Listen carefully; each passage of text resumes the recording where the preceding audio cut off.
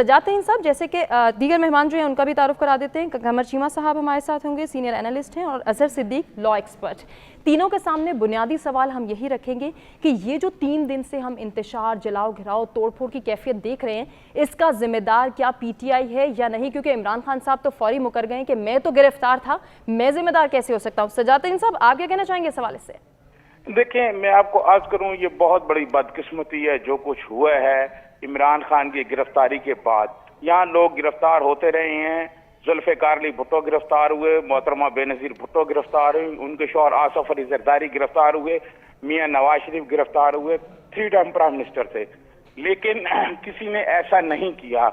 और इमरान खान की गिरफ्तारी के बाद जो कुछ हुआ, आप यकीन माने, अगर ये किसी छोटे सूबे में हुआ होता, यही वाकयात सिंध में हुए होते और किसी छोटी पार्टी ने किए होते, ये बलूचिस्तान में हुए होते या ये केपी में हुए होते, तो उनको निशाना इबरत बना दिया जाता।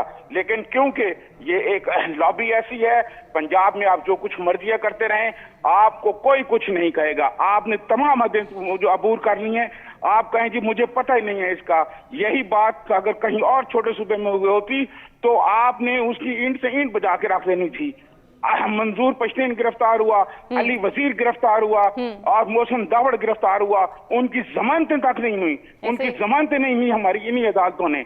और जनाब आपने बुला के कहा कि जनाब आसफ अली जरदारी प्रेसिडेंट रहे हैं, उनको तो कोई जनाब किसी ने जमानत नहीं ली, इस तरह बुला के कि जनाब उनकी बहन जो है ईद की रात उनको अस्पताल से डॉक्टरों ने कहा अस्पताल में रखें। इसीलिए तो आसफ जरदारी साहब कहते हैं ना कि मेरा डोमिसाइल जो है वो सिंध का है, पंजाब का नहीं है।